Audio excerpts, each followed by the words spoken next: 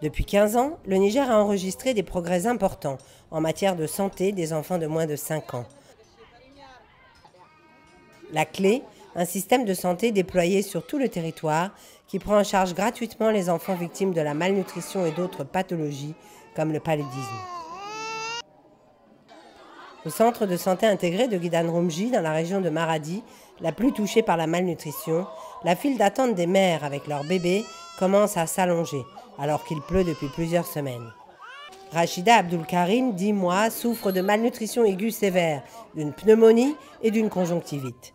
Sa mère a parcouru plus de 20 km à moto pour atteindre le centre de santé car l'état de sa fille ne s'améliorait pas.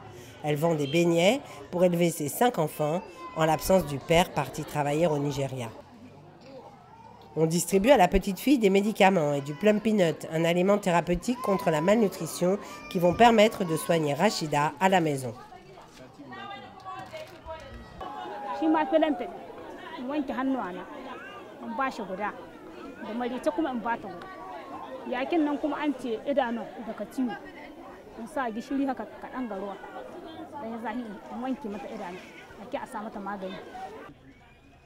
Les cas les plus graves sont pris en charge à l'hôpital où sont admis des enfants présentant une malnutrition aiguë sévère associée à d'autres maladies, le plus souvent le paludisme, les infections respiratoires aiguës ou les diarrhées.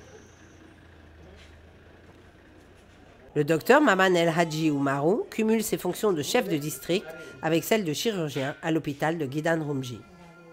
Déjà, le terrain de malnutrition, c'est un terrain d'immunodépression aussi, de telle sorte que c'est des malades sujets à plusieurs maladies infectieuses. Et selon les saisons, donc on a beaucoup de cas de ces maladies infectieuses. Présentement, c'est la période vraiment d'épidémie de paludisme. Quand c'est la saison de froid de décembre, janvier, février, on a les cas de maladies respiratoires aiguës et des maladies ORL. À l'hôpital, les enfants sont donc soignés parallèlement pour la malnutrition et pour les autres pathologies qu'ils présentent. Parmi les médicaments qui leur sont prescrits, des aliments thérapeutiques contre la malnutrition.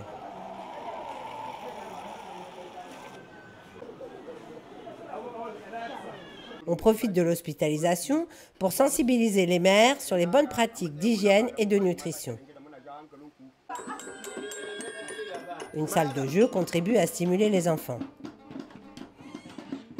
L'UNICEF, avec ses partenaires, déploie d'énormes efforts. Il y a des partenaires comme le Japon, les comités français, beaucoup de partenaires qui appuient l'UNICEF en termes de fonds pour pouvoir prendre en charge cette situation. L'ensemble des structures de santé qui assurent la prise en charge de la malnutrition aiguë sévère sont approvisionnées par l'UNICEF en entrants thérapeutiques, en médicaments, en d'autres items non alimentaires et en formation. C'est l'ensemble du pays qui est couvert par l'UNICEF.